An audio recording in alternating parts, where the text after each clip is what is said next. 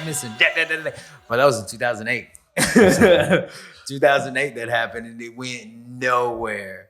And now it's like, now that I seen they get a thumbs up, and I just completely lost the whole train of thought. Anyways, we'll figure that out later.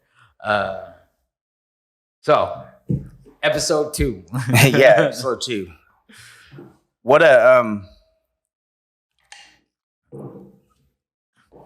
made you come to this point?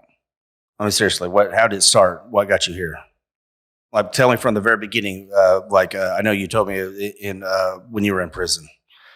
Start there. So, man, all right. So here's the crazy thing about the whole Soldier of God. For me, it was whenever I first got arrested, or whenever I first heard about Christ through some dude who told me, and we talked about that last week. I found myself at A&R, and I find this new faith, I guess you want to call it. I don't know. I really don't know how to explain it. All I know is that there was this moment, this feeling, and in one moment, I just kind of knew God was real. And I was like, damn, I've been making fun of you for a long time. Like, I used to make fun of Christians, right? Yeah. Call them hypocristians and all this other stuff. And I was like, man, I've been making fun of God for a long time. And he's real, because I didn't really care if he was real, right? So that was the whole thing. And so I'm sitting in A&R, and A&R is Supermax in Lexington. And I was there. It's 23-hour lockdown, right? So you get out 1 hour a day to kind of walk around, do push-ups, whatever, take a shower. I was sitting in my cell, and the only thing I could put my faith into perspective with at that time was what I knew. And what I knew was the dope game, right? I knew that I had homies, and we stuck together as much as you can stick together in that life, right? Because everybody's twisting, everybody's turning, everybody's telling, everybody's doing this. There's a whole lot of different variables when it comes to the dope game, right? So you always find 2 or 3 people that you click with, and when you click with them, you hang on to them like brothers. And it's only for a period of time, because at some point, we all know, like, if you're in that scene, at some point things are going to change, and this isn't going to be the same, right? So coming out of that lifestyle, finding God, or God found me, I should say, I didn't know how to put it in perspective. So I got a pen and paper, and I was like, oh, I'm going to, you know what? I'm going to get some homies. I'm going to meet some people. And, it's going to be anyways, like, I just let my mind run with this crazy idea of finding some homies, talking about God, talking about Jesus. Now, this is very premature Christian, right? So I can only put it in the perspective of me and my homies, how we sold dope. Right, I'm gonna get some homies. We're gonna go to the block. We're gonna we're gonna talk about Jesus. Right, so this was back in 2016. Right, but I was just so moved that that's what I wanted to do, and I was like, well, what are we gonna call it? If I start anything, what am I gonna call it? And Soldier of God is what I came up with in the sales 2016. Right, and Soldier was an acronym for me. It was serving our Lord's demands in every region. Right, so that was the acronym I came up for Soldier, and going into prison and meeting some people. And then I met up with these brothers, and there was a lot of faith and a lot of fake, and anyways, as I got out of prison and I started getting sober, I kind of lost this piece of paper that I put everything on, right? But it was just in that moment when God was brand new to me, that was the only way I could put it down. It was like, I'm going to start a group, we're going to call it this, and then I didn't hear about it again until we were sitting in Band of Brothers, and I needed shirts, this shirt. I needed shirts made, right, for this fundraiser I was doing. And then here you are, and I see the SOG on your shirt. And I was like, what is... every time I see that in my mind, I know what I think. Yeah. But then when I seen it on the other shirt, I was like... That caught my attention, right?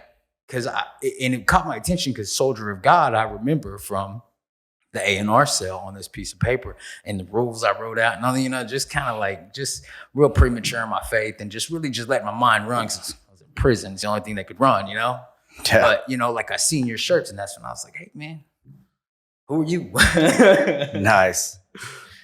Yeah, when I became a Christian, I told the story the other day about how I became a Christian and everything, or when I became one, and what made me start doing the T-shirts. But the reason why I called it Soldier of God was I have a huge respect for the idea of soldier, because a soldier is they're not always clean. They don't, and I've met a lot of soldiers. I was a police officer, met a lot of police officers, and every one of them is different and everything. But the way you become a soldier is through training, through working, and through trials and errors and stuff. And you see the ugly stuff, but you see the good stuff too. And that's why on my sleeve it says Bellator Itinerarium. It actually means the journey of the warrior. I'm glad you said that, because now I can stop trying to guess at what it means. You know, people ask me, what's that mean on your shirt? And you could just use Google Translate. Man, I'm not gonna Google. But it's Latin, so. Yeah, but I see people in passing like, that's a dope shirt, and I'm like, thanks. What's that mean? I don't know. I like ham sandwiches. I just said not my shirt. Yeah, I've heard that one before. Not my pants. I know.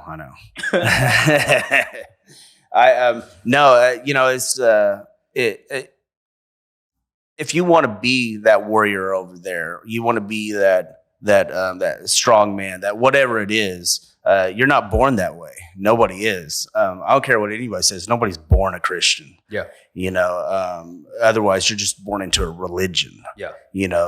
Becoming a Christian is a personal experience with God. I agree with that 100%. Yeah. And that's what I got. And it's been hitting my heart a lot lately because, I deal with a lot of Pharisaical Christians. I made up that word, by the way, I think, but I like it. Pharisaical.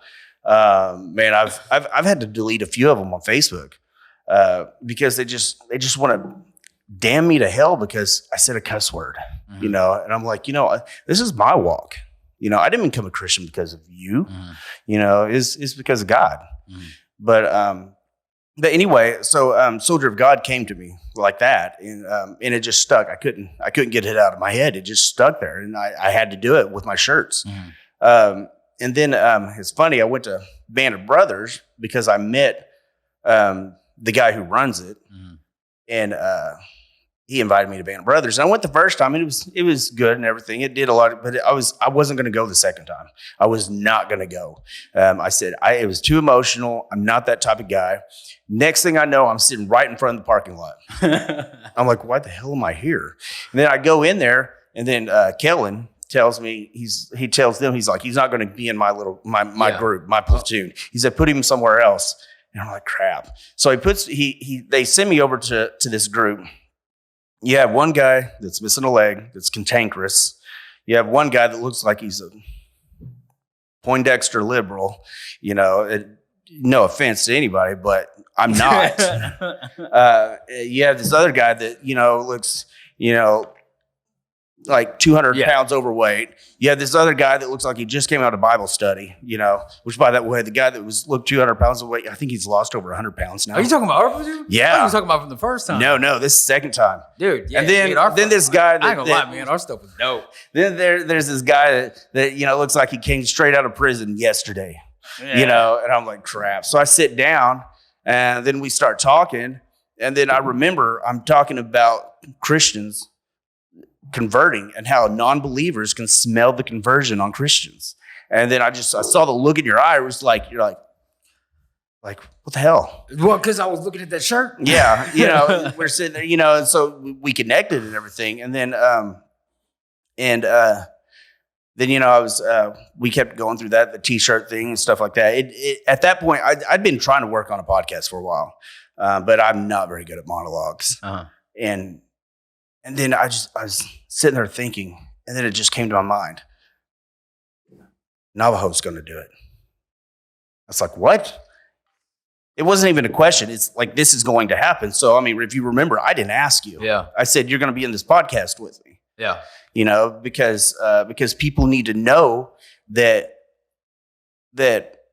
Christianity is not what you see, what people say it is. I'm glad you said that, man. So I've been on this thing lately, man, and so as I'm reading my Bible and I'm getting into the Word and things like that, man. One thing that I'm really stuck on lately is just when it comes to my dealing with other people, right? I was just talking to the homie right before this, and we was talking about let God be God, and a lot of times when I'm just gonna pick on Christians real quick because I am one. First and foremost, I am one. But it's like sometimes when we speak, we don't speak open-mindedly. We speak for conversion, like you were saying, right? Like if somebody's like, yo, I don't believe in God, or I don't, automatically it's like, oh, well, how can I tell this person about that? I still have homies today who don't believe in Jesus Christ, right? And at that point, like, so it's gotten to the point, like, I will sit there and say, well, are you open to the idea of a God? And more than not, it's, yeah, okay, cool. Let's go do something, let's go over here and play ball or something, and it's like, yo, that it? Yeah, that's it, right? Because if I believe that God is God, right? There was a point in time where I didn't care for God or whatever, because I grew up Native American ways, ceremonies, right? We were raised to kind of look at Christians as their Jesus, as the white man's religion. And so that shut down the gates for me. Right? They shut the walls up for me. I don't want to hear nothing about no Christians. And then I'm dealing with Christians when I get here and they're hypocritical and they don't like me and, So it was like I was never open to an idea of a God, or I even cared. But then one day, right? So if I'm like, you know what? If God can do that for me, he can do it with so-and-so and so-and-so over there that doesn't believe in God. I'm going to let God be God, because if he got me like he got me, he can get them. Now, that doesn't mean that I'm not going to say, like I'm not going to not talk about Jesus when I'm talking about Jesus. You can politely get the hell out the frame, Yeah. But I don't disrespect nobody by saying this is what you got to believe and this is what you got to do. Let God be God. Can you remember any part of the Bible where Jesus tried converting anybody? I don't. I don't know, man. The way I read my Bible is different than most, right? Well, no, I'm saying he didn't do what a lot of Christians are today. Yeah. Sitting there trying to, force Christianity down their throat. Yeah. Jesus didn't do that. But see, so this is where I'm at when it comes to like what I was saying is like, when it comes to my dealings with other people, I got there's a couple of different stories, and they're Bible stories that come to mind. When somebody who doesn't believe in God comes into mind, I think Barabbas. Right?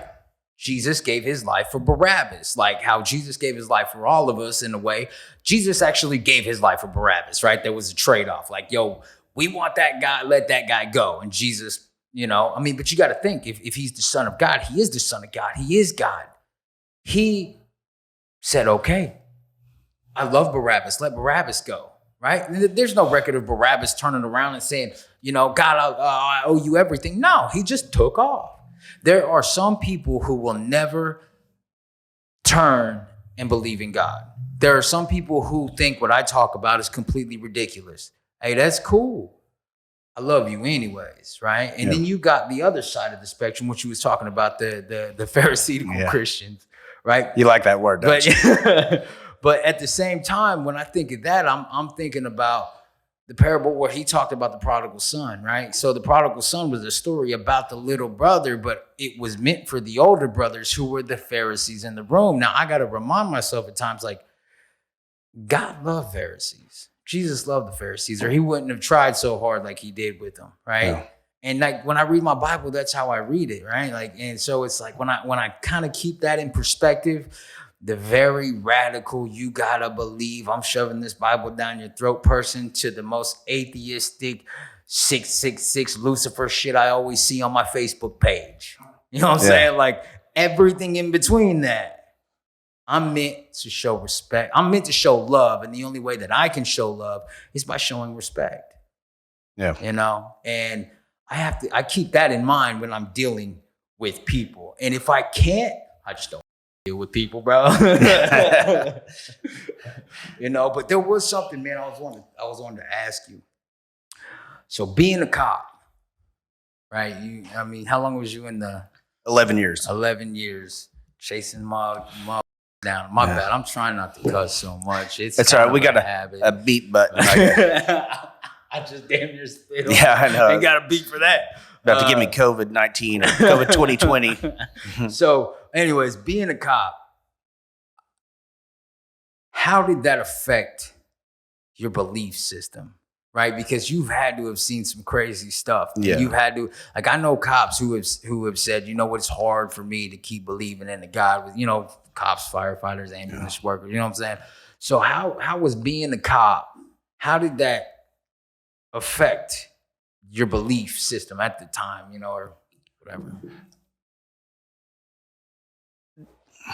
That's a tough question. I wasn't necessarily a Christian at the time, but I believed in God. I've always believed in God. I've always had a belief in God. I can't tell you why, other than personal experiences. I've seen stuff before I ever became a cop. As a cop,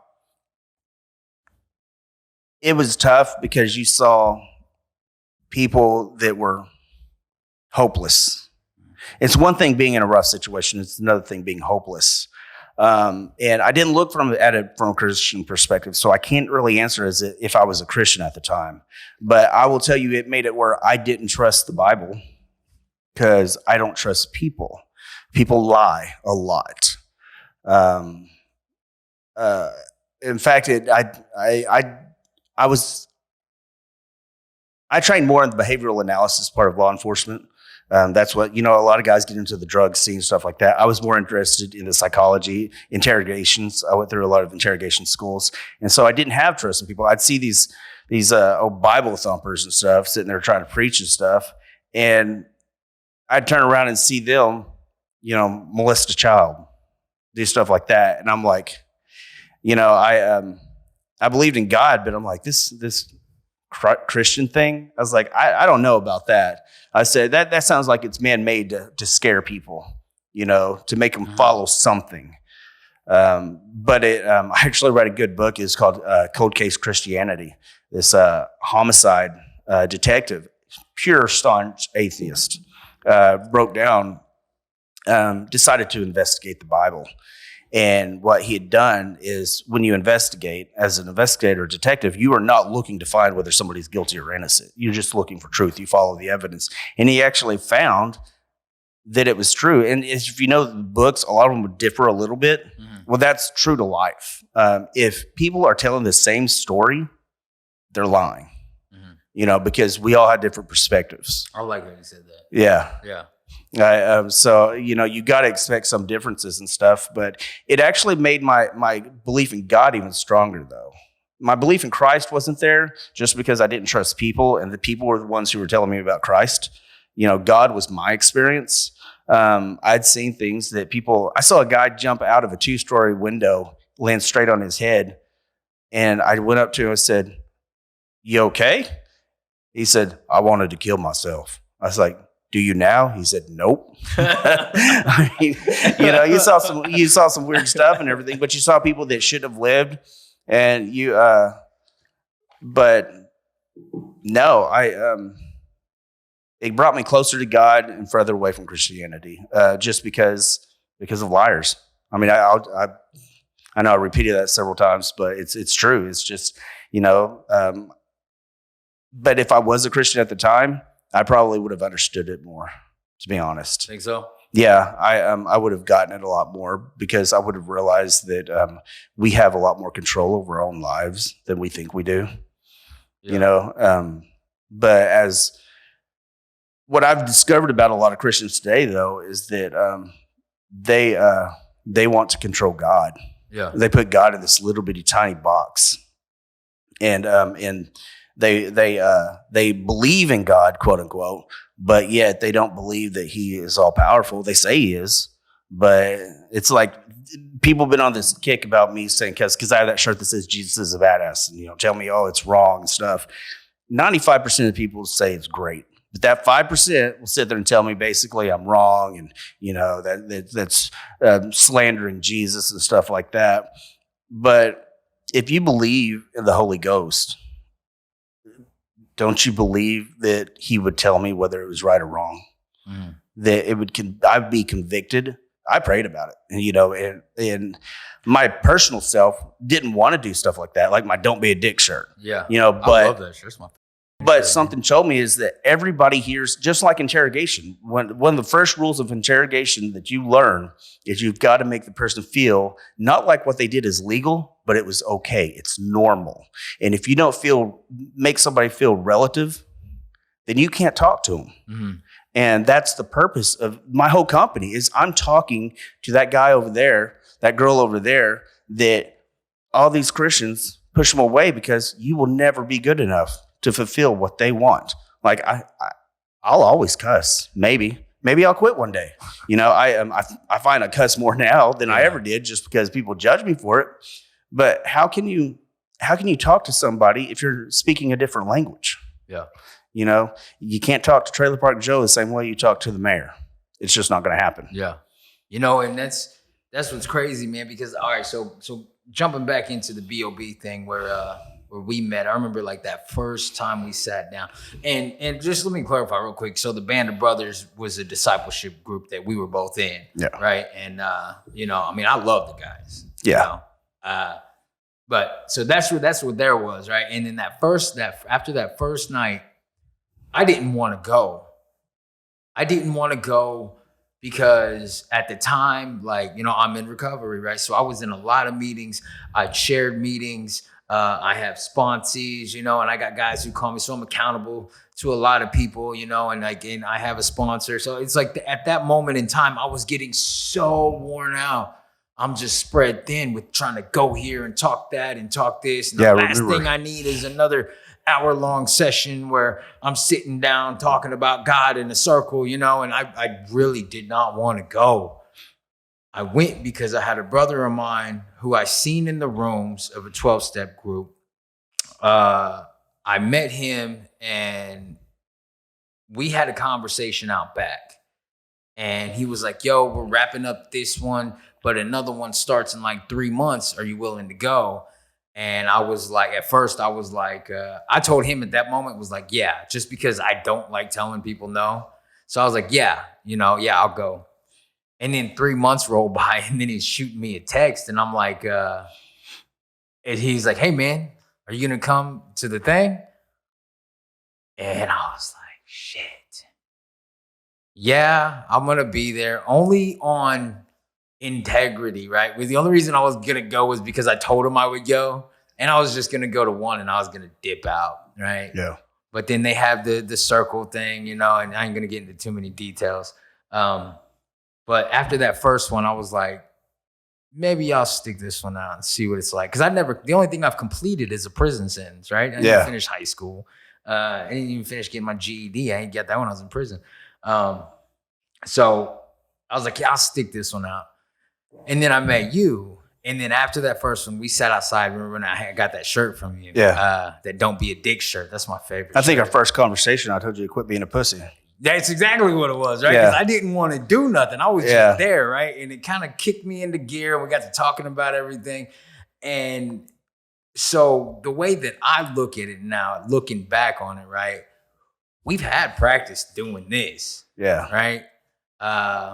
Already before this ever even was an idea. So we was talking about the Holy Spirit. You was talking about the Holy Spirit in the shirts, man. And I'm like this, if we pray on it and we ask God for the clarification and it comes to you how he gives it to you,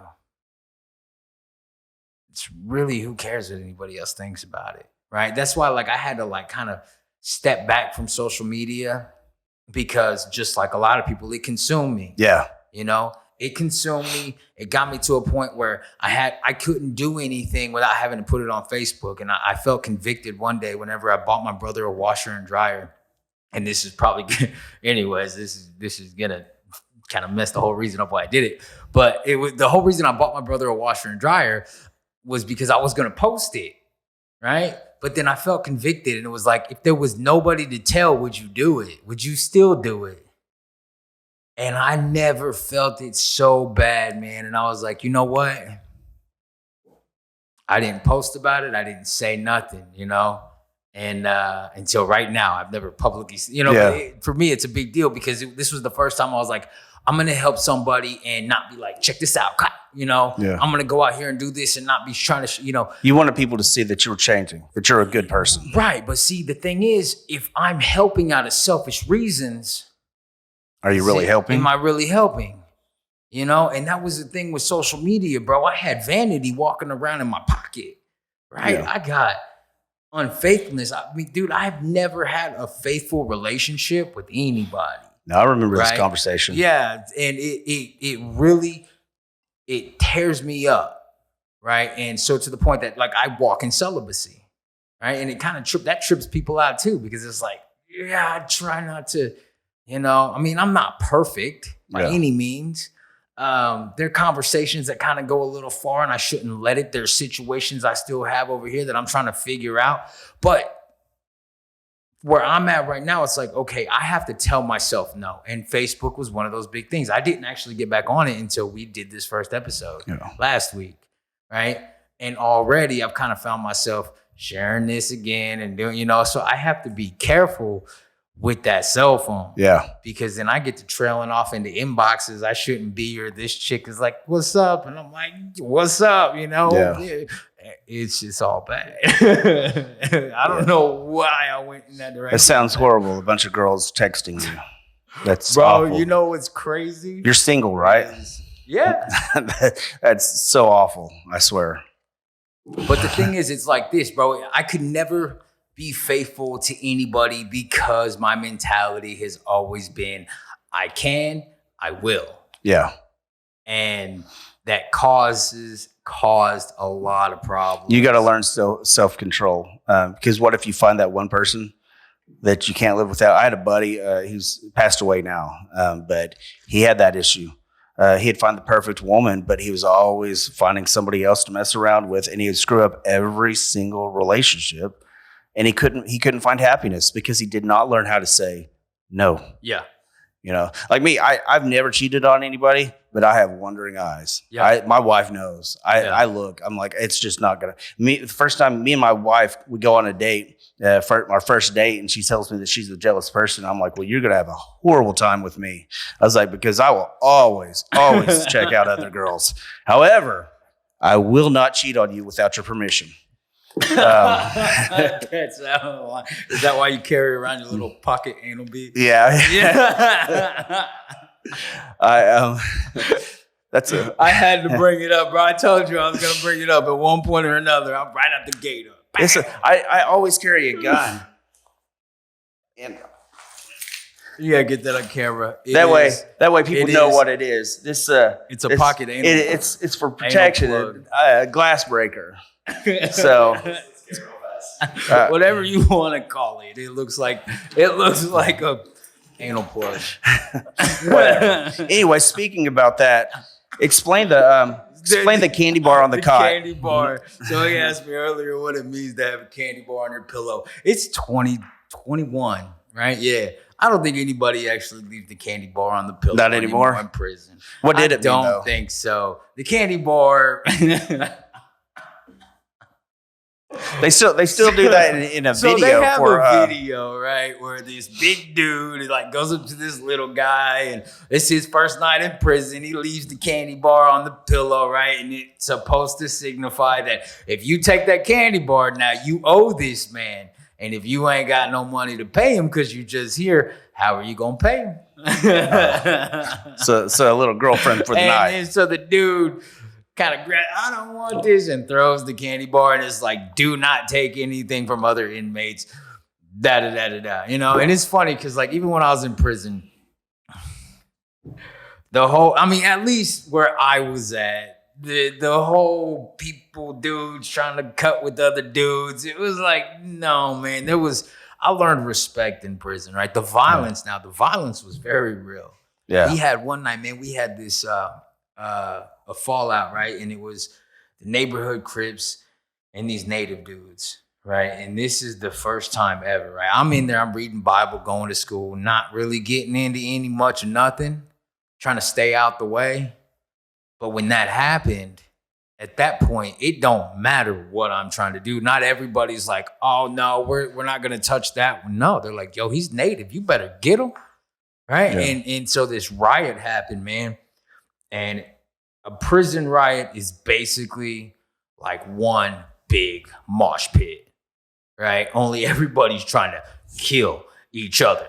Yeah. I've never been so scared in my life. Dude, I had 3 dudes over here coming at me. The only thing I kept telling myself is I'm swinging, they're hitting me. The only thing I kept saying in my head was, don't hit the ground. Don't hit the ground. Don't hit the ground. Because if you hit the ground, it's a wrap.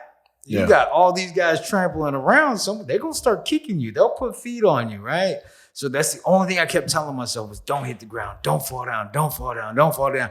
And I've never said this out loud. I'm gonna say it now because I'm so far removed, right? So while that was going on, never in my mind have I ever been like, I'm gonna call Josh. You know what I'm saying? Like, I just don't call cops. It's just not my thing. But when that riot was going on, it went on for like 4 or 5 solid minutes of people. That's a long time to fight. It is, bro, and especially with that many people. And that was like the main explosion of it lasted like 4 or 5 minutes. And as we're all kind of getting at it in my mind, bro, I'm like, where's the cops? You know, like where they at? They're gonna come in and break this up. And then it dawns on me, yo, we outnumber the police like 7-1. They're not going in there. No, they're gonna let this die down and then come back in and take order. That's exactly what they did. So for like 4 or 5 minutes straight, me and and we're outnumbered by a mile, right? There was like 20 or 30 of us, maybe like 15 or 20 of us that were in that original explosion. There was so many of them. And it was funny because one of them was my bunkie. We lived in the same cube, man. And like that, me and that dude was always cool, right? He's an older cat. He was always watching TV. I'd jump off my rack. I watch TV. Was that the devil worshiper? No, it was a different dude. Okay. Like we respected each other, but when this blew up, he's swinging on me because at that point, that's when I found out what prison politics were. It don't matter. It don't matter how this goes. If your race has a problem with my race, we got to get it, or I'm gonna get it from them, you know? And man, even though I tried my best to stay out of the politics, there are some things in prison you just can't get around, right? The violence of prison was very real. I watched dudes get their face split open for stuff they did out on the streets, and someone hits the unit and this person knows them and they told on so-and-so or they robbed so-and-so. And next thing you know, people getting knocked out. This dude got hit with a mop ringer, bro. And I swear his whole face busted sideways like that. And he just bleeding and they're dragging him off into the shower to wash him off before the police come and do count. And I'm sitting on my rack and I'm just watching this, bro. And like, everybody's just like, don't get involved. And it was a racist thing in prison, right? Not to the point where I'm running and calling every black dude an N-word or Mexican or this and that. It wasn't racist like that. It was like, hey, he's not your race. You don't get involved. It was loyalist. It wasn't really racist like you hated the other race. It's like honestly, your own. Bro, like I don't understand those terminologies. I know we have this conversation all the time. You're like leftist and right and did it. And I'm like, bro, I'm a convicted felon. Loyalist meaning that because you're loyal to your own race. It's not that you hate the other race. Yeah, but you have to stand by your race. So because it's your club. Yeah. The penitentiary rules are different. Yeah. They live by a whole nother code. Right. And the easiest thing to do when you're in prison is get along and go along.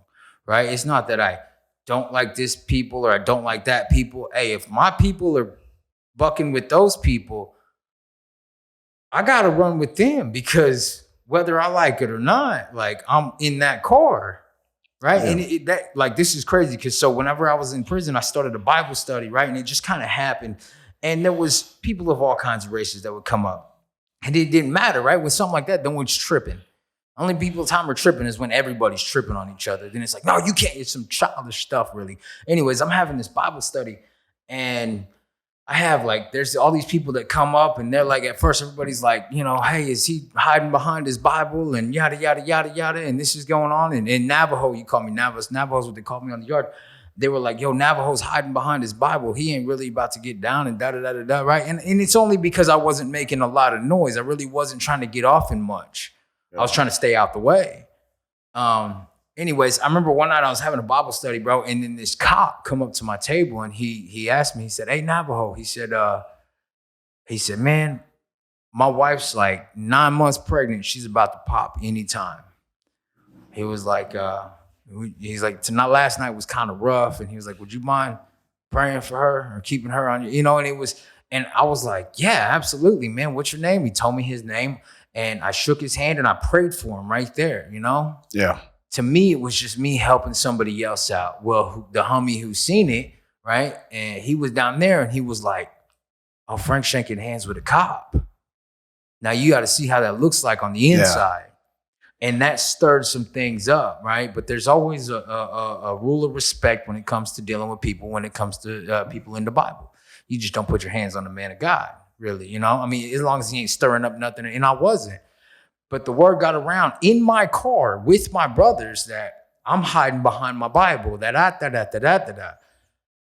And it kept getting me mad, but there's nothing I can do about it, right? Because I'm trying to be a man of peace. And I'm like, God, man, this is, you know, like, and I'm taking it to God and I'm praying and I'm getting pissed. And, you know, my prayers aren't like heavenly, it's like, yo, this fool is pissing me off, you know? Yeah. Like, these guys are making me mad. And then like that goes on for like 2 or 3 months. And then the riot happened. And when the riot happened, I watched like 7 or 8 of these dudes who were leading the brigade on everything they're saying about me. I watched them tuck tail and run when they seen how outnumbered we were. I watched them bail, right? Yeah. And I'm not going to lie, bro. A part of me wanted to run because we're outnumbered. But I remember looking over at my big brother, KC, right? And me and him, and that's my boy, and I love him to death, right? That was my boy. And I see him, and he was like, what you want to do, Navajo? And I was like, we can't leave these brothers up here. You know, regardless of who said what, we can't leave them. Like, and then I watched these dudes run, and then it popped off, and everything went down. And I stood right there with my brothers, and we got down, and and then when everything died down, you know, they had us on lockdown for like 2 or 3 days. Everything died down. And then we got together with everybody in the tribe, right, on the yard. And I was so heated. The big brother, who was the key holder of the yard, was like, what's wrong, Navajo? And I tripped. I was like, you guys were saying I was hiding behind my da-da-da-da-da-da. But then whenever this ran, you guys popped off. Don't ask me for nothing. You know, I was getting upset. Wow. And it was crazy because big brother looked at me and he was like, sometimes that's just how it is, right? Yeah. And even though it's unfair, I wanted them to eat their words. In that moment, I was like, you know what, God? This is bigger than me. It's on you. I don't want to trip like that again because I'm not trying to be that guy no more. But when the push come to shove, I mean, that monster was still there, right? Yeah. I mean, let's just say monster because, I mean, I didn't go around just beating people up for no reason. Yeah. But, like, I can get angry like you. I can trip like you. And the fact that that's in my background now and I'm trying to walk as a man of God, it puts me in a different category. Yeah. Right? Because I serve in my church, but my real ministry's out here with these people on the streets, the homie trying to get off dope, the homie trying to get off the alcohol, the people trying to get out the toxic relationship. Like, those are my people. Yeah. Right? I don't know so much about, I just know that God wants me to serve the church. So I literally serve my church. Plus, I love my church. You know what I'm saying? Yeah. Like, I love my church. And I go there, you know, there every Sunday. And if I'm not serving, I'm at service, you know, and to the point where my kids now know Sundays, we going to church. Right. And I've been so far removed from the life that I used to live that now some days today, when I find reasons to trip, my mentality wants to go back that way, bro. And it's so crazy how quick we can do that.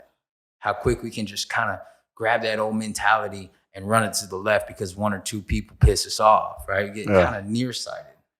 Yeah, I've never had respect for cowards. Not the way I grew up. And believe it or not, I've worked with some officers that tucked tail and ran. You know, I've been stuck with. I had a gun call, and at this trailer house, there was 7 other guys standing outside of the yard, and it was a gun. The call came in as a gun. It wasn't a gun. These guys called because they wanted to beat up the police. That's just what they did. And I get there, and my partner shows up right next with me. He sees them. He takes off. And I'm sitting there, and I don't know how to leave. I'm too stupid. So luckily, though, the guys knew me, didn't know I was working. And it was just respect. You know, I'd found that you show people respect no matter who they are, and it'll save your life. You know, but when you start talking trash to people all the time and acting like you're big Billy Badass, you know, people, when I'd arrest them, it's funny. I'd chase them down and stuff, and they're like, "Oh, you think you're a badass?" I was like, "No." I was like, "I used to think I was. Now I'm a cop. I don't have to be a badass." I was like, "I win. That's the game. That's the name of the game. I win." But tell me, I mean, we only have a few minutes and stuff, but what was the typical day like in prison? Like starting from what time did you get up? Man, chow was at like 4:30 in the morning. Right. And yeah, it was ridiculous. We had to be up. If you wanted breakfast, we were on sometimes what was it? Controlled movement. Right. So sometimes the gate for the chow hall would only be open for 30 minutes. And if you miss it, you miss it. Right. Yeah. You don't have breakfast. You gotta wait until noon if you don't have commissary. So like I'd get up at 4:30 in the morning and go eat.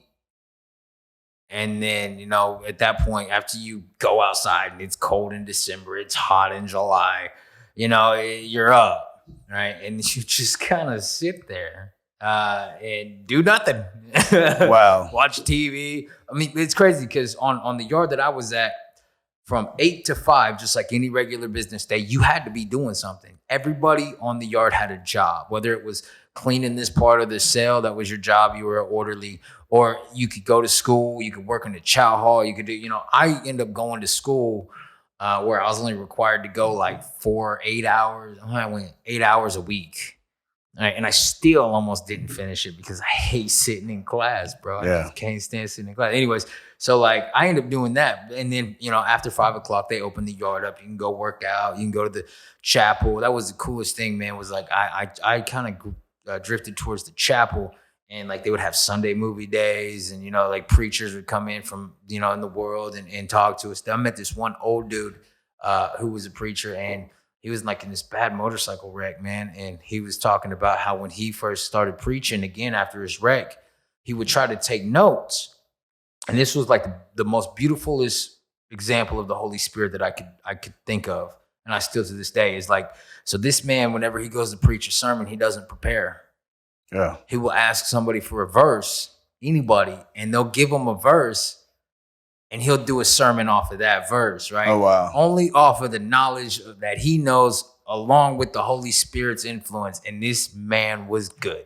He was real good. He was the very first preacher, man, that was like, looked like a Southern Baptist preacher that I gave my full and complete attention to, because it takes a certain kind of love to go inside of a place where a lot of people, Christian people at that, will say you deserve to be there because of the way you act. Yeah.